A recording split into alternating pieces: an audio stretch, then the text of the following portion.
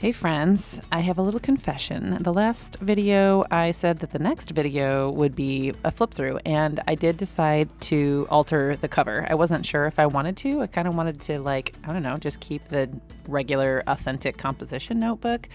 But then I think that's kind of boring. I think really I was afraid.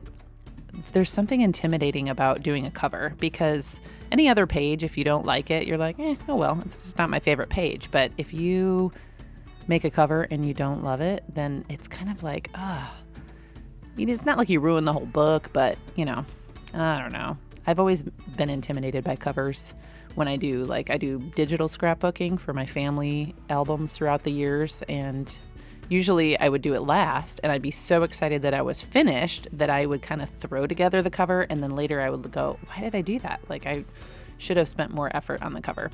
So anyway, I was just a little nervous about jumping in and making a cover. I wanted to make sure that I liked it, so I took my time. And one thing I have realized through this whole experiment, this process, this art journal, is that I really love the brighter colors and metallics. And so I thought, well, that's where I'm going to start with all the colors that I like to work with the most. So I do want some of the composition notebook to shine through, to peek through. So I don't want to completely cover it all up. I still want to be able to tell that it was a composition notebook to begin with. So I already had these little circles, a few circles punched out of this note card. And I thought, that would be a fun way to just kind of create a stencil. So I just got more little hole punchers out and it just created this little stencil. Yeah, I just said that twice. So just using different sized hole punches. And I set it aside because I realized I probably want those circles to be on more of a top layer than a bottom layer. And I thought I still have a few more layers to go. So I had tried some little texture there first that didn't work very well. So I got these little cute little mini solo cups, and that's what I'm using for this circle. This is actually glow-in-the-dark orange paint. I don't know if it'll actually glow because there's so little of it. I imagine if I really caked it on, it might.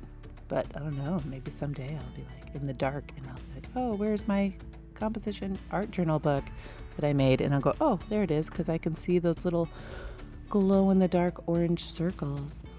So this Lego board just came from a Goodwill bin, some cheap thrift store, and what a find, because Legos are like gold. If you've got little kids, man, they're expensive, holy moly, but it makes for a really awesome stamp.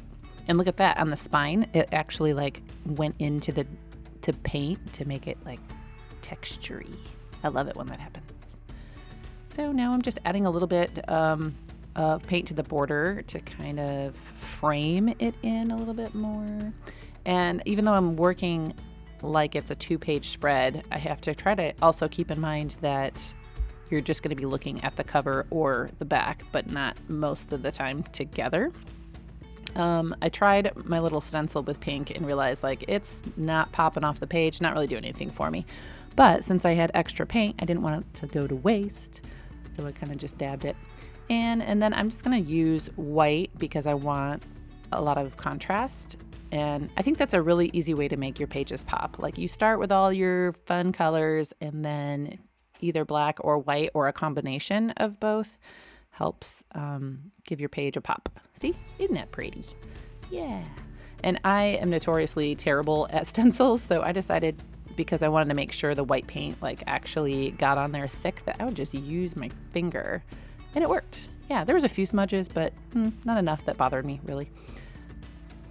So, ta-da. Looks like little bubbles. Isn't it cute? I love it. Oh, and the inside cover, I've never really done, I didn't do a video. This has been my, smudge my paintbrush when I'm done with a page kind of thing, or if I have extra paint. And so I just let that dry and came back a little bit later. I wanted to add a little bit more floral detail. I'm not the best drawer. I can never say that word. Drawer. Drawing artist. I don't know. Again, I probably have not ever really put in the effort to build that skill, but I thought, you know what? I'm just going to use this stencil and play around with that and connect the dots. So It's fine. We can do that if we want to. And I'm just filling in the lines where the stencil gaps are, and gonna put it over here.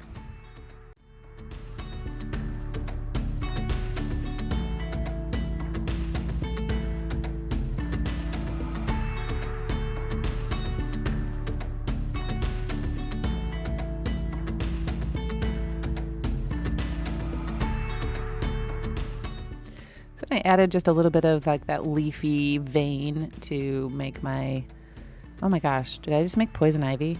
I don't think that's poison ivy, is it? It's 3 leaves, but no, that's not poison ivy. So,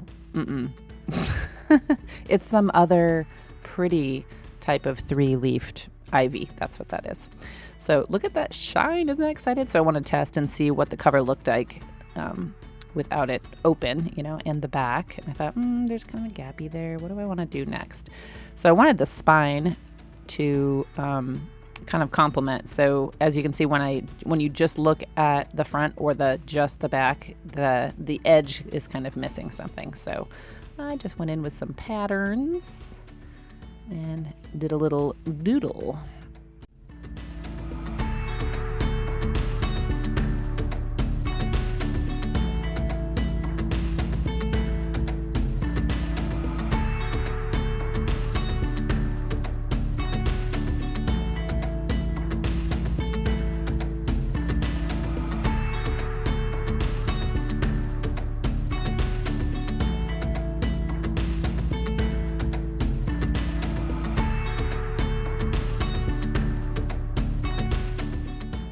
Okay, now to add my title. As you can see, I left the image of the composition part of the original book visible so that I could just add my art journal to it.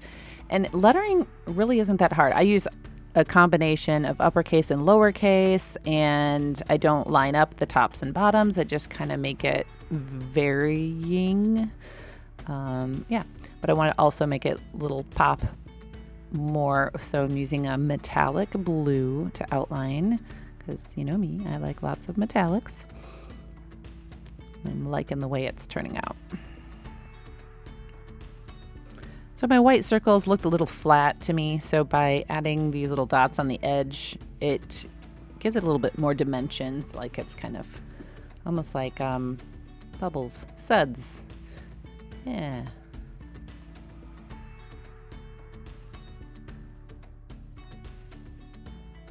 So I feel like I'm almost finished. I'm trying to kind of look at it from different angles, look at just the front, look at just the back. And you can see right here is just a little, I don't know, just needs a little something.